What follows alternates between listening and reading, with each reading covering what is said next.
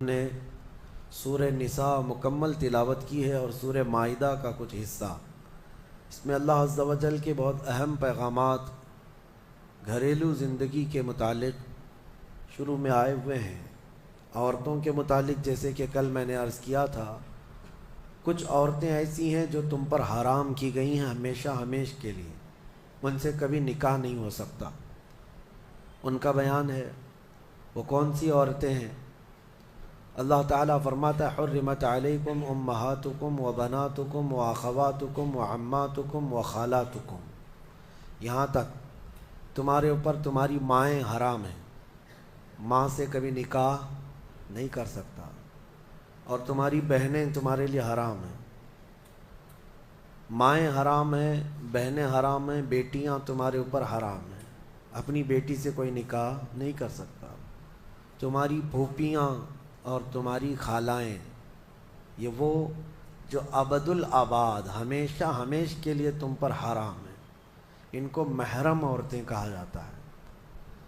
ان سے پردہ بھی نہیں ہے، باپ کا اپنی بیٹی سے نہیں ہے، بیٹے کا اپنی ماں سے نہیں ہے، اسی طرح بہن کا بھائی سے نہیں ہے۔ یہ محرم عورتیں ہیں جن سے نکاح کبھی نہیں ہو سکتا۔ اس کے علاوہ کچھ اور بھی ہیں، یہ 5 تو میں نے بتایا، ماں، بیٹی، بہن، پھوپھی اور خالہ، یہ 5 ہوئی۔ اب آگے رب تعالیٰ فرماتا وَأَخَوَاتُكُم مِّنَ الرَّضَاعَةِ، یعنی دودھ شریک بہن ہے، یعنی تمہارے ماں کا دودھ کوئی اور لڑکی پی ہے تو وہ تمہاری رضائی بہن ہو گئی، یا تم نے کسی خاتون کا دودھ پیا تھا اپنی ماں کے علاوہ، اپنی ماں کے علاوہ کسی اور کا دودھ پیے تھے، تو اس عورت کی جو بیٹی ہوگی وہ تمہاری رضائی بہن ہوگی، اس سے کبھی نکاح نہیں ہو سکتا۔ یہ رضائی بہن، دودھ شریک بہن اس کو کہا جاتا ہے۔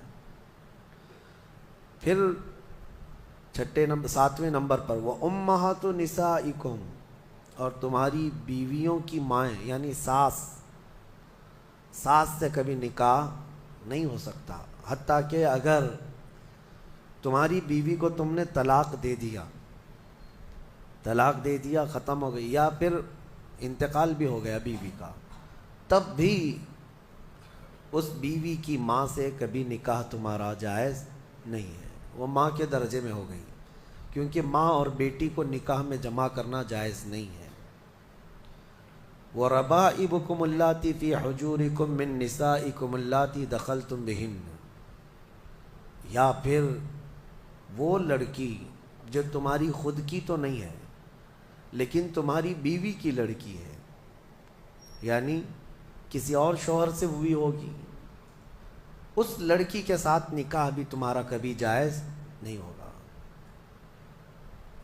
اور پھر آگے 2 بہنوں کا ایک نکاح میں جمع کرنا، یہ بھی سخت حرام ہے، یعنی ایک عورت سے نکاح کیا تھا اور اسی عورت کی بہن سے دوبارہ ایک ہی نکاح میں شریک کر لیا، زندگی دونوں بہنوں کے ساتھ گزار رہا ہے، تو وہ سخت گناہ کبیرہ میں مبتلا ہے، حرام ہے، زنا ہے، نکاح ہوگا ہی نہیں، نکاح نہیں ہوگا۔ دوسری بہن کے ساتھ جو اس نے نکاح کیا وہ نکاح منعقد ہی نہیں ہوا، اس نے اس کے ساتھ زنا کیا۔ تو یہ عورتیں ذہن میں رہیں۔ بعض لوگ پھر ہم سے یہ بھی سوال کرتے ہیں، چاچا کی بیٹی سے، ماموں کی بیٹی سے، پھوپھی کی بیٹی سے نکاح جائز ہے یا نہیں؟ تو ہندوؤں کے ہاں کچھ چیزیں اس طرح کی مانی جاتی ہیں کہ ان کے ہاں چاچا کی بیٹی سے نکاح نہیں ہوتا، لیکن اسلام میں ایسا نہیں ہے۔ صرف تمہاری سگی بہن سے نکاح جائز نہیں، باقی جو تمہارے کزنز ہیں، یعنی چاچا کی بیٹی، پھوپھی کی بیٹی، ماموں کی بیٹی، خالہ کی بیٹی، ان سب سے نکاح جائز ہے، ان سب سے نکاح جائز ہے۔ بسا اوقات ایسا بھی ہوتا ہے، میں آپ کو بتاؤں، مثال کے طور پر تمہارے ماموں کی نواسی ہے، آپ کے ماموں کی نواسی ہے، یعنی آپ کے ماموں کی بیٹی، ویسے دیکھا جائے تو رشتے میں تمہاری کیا لگتی ہے؟ وہ بھانجی، رشتے میں تمہاری بھانجی لگتی ہے۔ تو ظاہر سی بات ہے بہن کی بیٹی سے اور بھائی کی بیٹی سے بھی نکاح جائز نہیں ہے، سگی بھانجی اور سگی بھتیجی سے نکاح جائز نہیں، لیکن اگر اس طرح ماموں کی بیٹی بھانجی لگ رہی اس سے نکاح جائز ہے۔ اسی طرح پھوپھی کی نواسی یا پوتی ہے اس سے بھی تمہارا نکاح جائز ہے، وہ سگی بھانجی یا سگی بھتیجی نہیں ہے۔ تو یہ احکام مسلمانوں کو یاد ہونا چاہیے کہ کون سی عورتیں تمہارے لیے حلال ہیں اور کون سی عورتیں تمہارے لیے حرام ہیں۔ اب ان کے علاوہ جو عورتیں میں نے بتایا، یہاں جو عورتیں میں نے بتایا، ان عورتوں کے علاوہ جتنی بھی عورتیں ہیں جن سے نکاح تمہارا جائز ہے ان سے پردہ بھی واجب ہے، یہ بات یاد رکھ لیں۔ جس سے تمہارا نکاح ہو سکتا ہے اس سے تمہارا پردہ کرنا بھی